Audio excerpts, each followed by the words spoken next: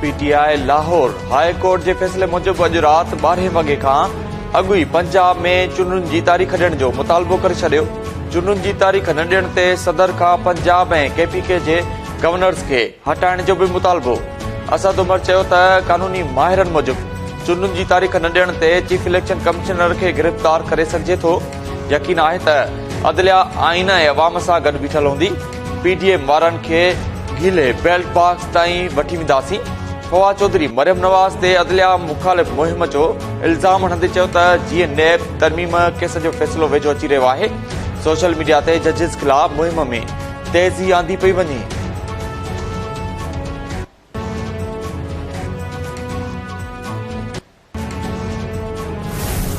उस झूठे बयानिए के लिए उन्होंने लोगों को गद्दार कहा और आज कहता है कि अमेरिका ने मेरे खिलाफ साजिश नहीं की, कमर जावेद बाजवा साहब ने मेरे खिलाफ साजिश की। जब तक हुकूमत में था कमर जावेद बाजवा साहब ने जितनी मेरी हुकूमत की मदद की है किसी ने नहीं की। अगर आप अमेरिका के खिलाफ नहीं थे, क्यों पाकिस्तान के जो अमेरिका के साथ या वेस्ट के साथ जो रिलेशंस थे उनको आपने जेपरडाइज किया, क्यों आपने उनको खतरे में डाला? ये इंसल्ट है ह्यूमन इंटेलिजेंस की, यूथ की इंसल्ट है कि आप समझ रहे हैं कि वो ज़हनी तौर पे शायद आपकी तरह इतने माजूर हैं कि आप झूठ बोलेंगे वो सुन लेंगे, मान लेंगे, आप यू टर्न्स लेंगे तो वो मान लेंगे।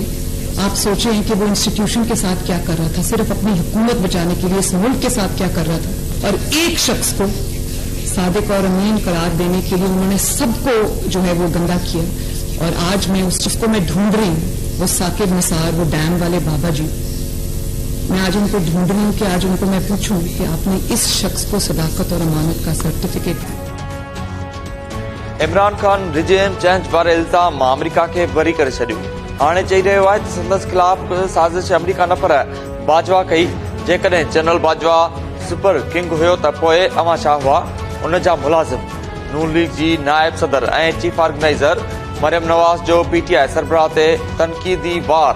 मरियम नवाज़ चयो त रुगो हिकु माण्हूअ खे सादिक ऐं अमीन करार ॾियण लाइ सभिनी खे गंदो कयो वियो।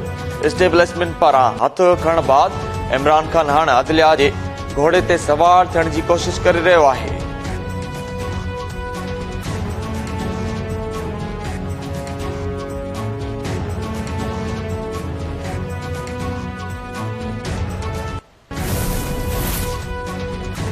पंजाब असेंबली जी चूंड कॾहिं थींदी?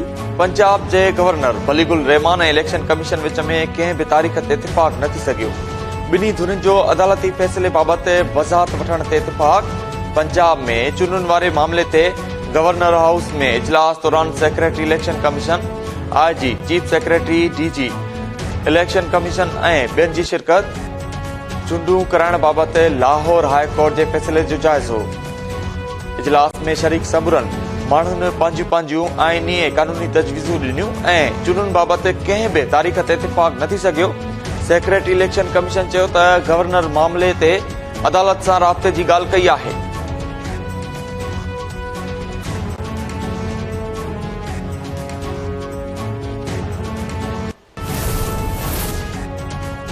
नाणे वारे वज़ीर इसहाक डार जी सदर आरिफ अलवी सां मुलाक़ात।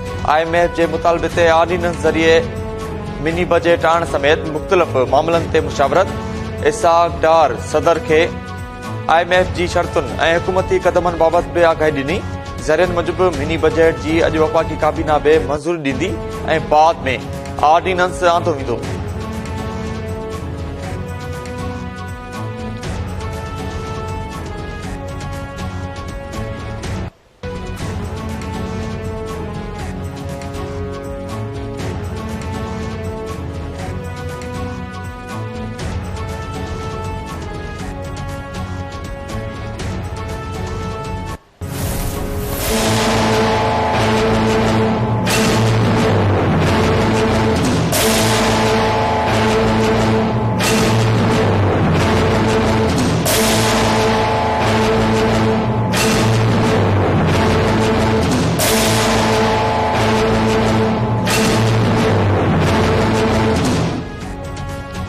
महंगाई सटियल अवाम खे बिजली जो हिकु वधीक झटको।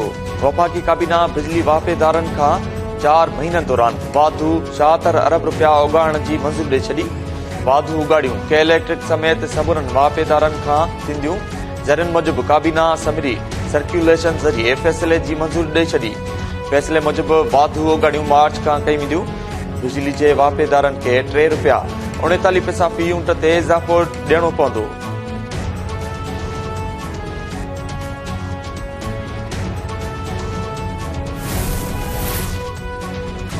पाकिस्तान मुख़्तलिफ़ बहराननि खे मुंहुं ॾेई रहियो आहे।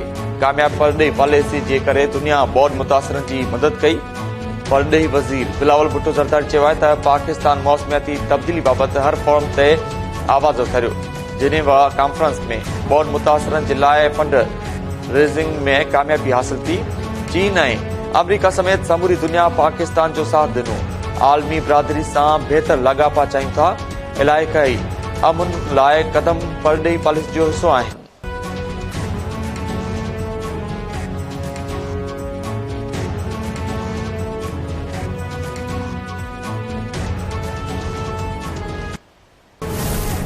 एक तो ये आज तस्दीक कर रहे हैं कि जनाब प्राइम मिनिस्टर के हवाले से कि कौन ईमानदार था कौन नहीं था। जनाब चेयरमैन, सुप्रीम कोर्ट ने एक बड़ी अहम बात की थी नैब की जो इन्होंने एनआरओ लिया है उस केस के हवाले से, और ये कहा था कि ये पार्लियामेंट इनकम्प्लीट है।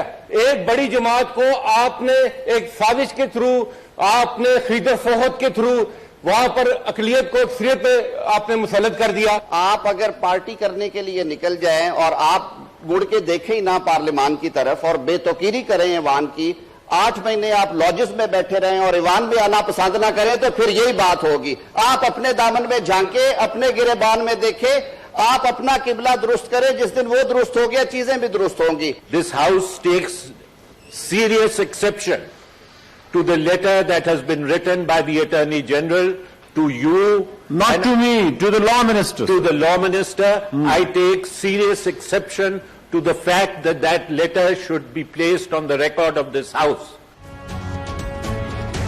सुप्रीम कोर्ट जे जजिस पारां हिक वज़ीर आज़म खे ईमानदार वज़ीर आज़म चवण ते हुकूमती सेनेटर्स जो सेनेट में एहतजाज। रज़ा रब्बानी चयो त पार्लियामेंट ते हमिलो थिए त अटॉर्नी जनरल खे दिफ़ा करणु घुर्जे। अटॉर्नी जनरल खे मामले ते ख़त लिखियो आहे। मुखालिफ़ धुर अॻवान शहज़ाद वसीम चयो त जज निशानदी कनि था त केरु ईमानदार हो केरु न हो। वॾी पार्टी खे तव्हां भित सां लॻायो आहे।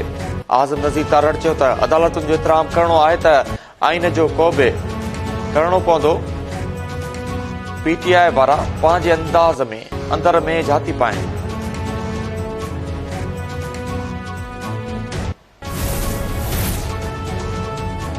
ईमानदार वज़ीर आज़म बाबति रिमार्क्स खे हक़ीक़तुनि जे उबतड़ बयानु कयो वियो। जेको रिपोर्ट थियो उहो बि हक़ीक़तुनि जे उबतड़ हो।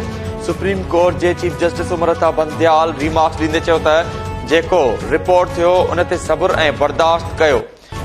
मीडिया जे दोस्तनि खे अदालती रद्द अमल न अचण खे एतिराम सां ॾिसणु घुर्जे।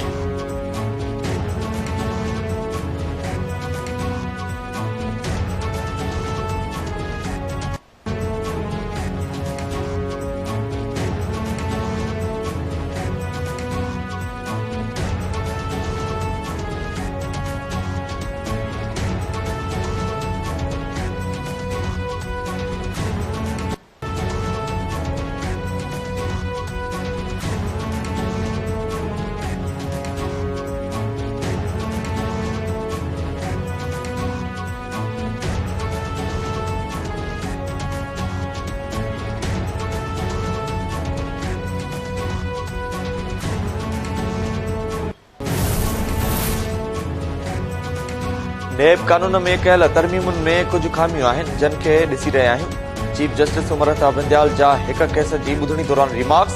चीफ जस्टिस चयो त छा रुगो 50 करोड़ जी करप्शन आहे, 23 करोड़ जी करप्शन नाहे। नैब कानून में किथे बि लिखियल नाहे त वापसि थींदड़ केस केॾांहुं वेंदा।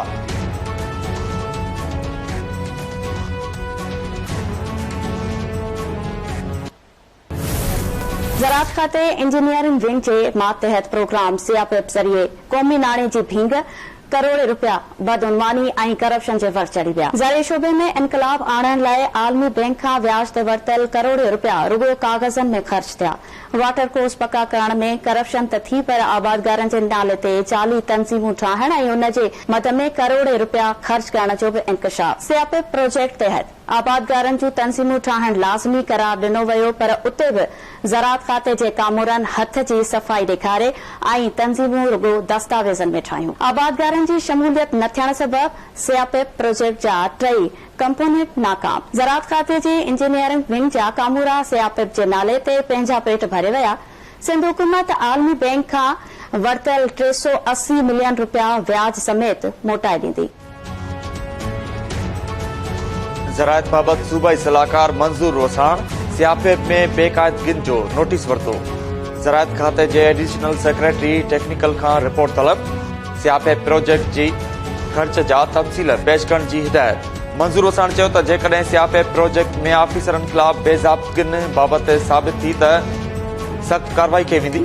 सीआईपी प्रोजेक्ट में बेक़ाइदगियुनि बाबति KTN न्यूज़ जे प्रोग्राम दी मिरर में निशानदी कई वई हुई।